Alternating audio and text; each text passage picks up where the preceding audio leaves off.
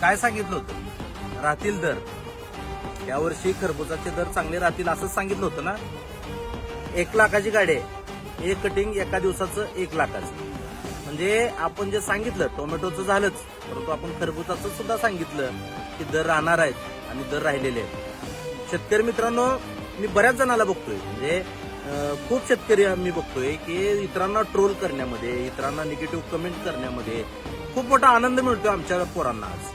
पण मित्रांनो, दर राहणार आहेत म्हणून सांगितलं, एखादा शेतकरी पुढे येऊन तयार होईल म्हणून त्याचं नियोजन सांगितलं, बऱ्याच गोष्टी दाखवल्या, सातत्यानं दाखवल्या, पण निगेटिव्ह कमेंट्स काय बंद होत नाही.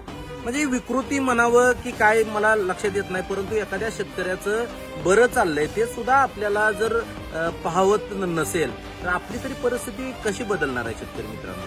त्याच्यामुळे आधी लोकांचं चांगलं झालेलं बघण्याची तुमची वृत्ती पाहिजे, तर तुमचं कधीतरी चांगलं होईल.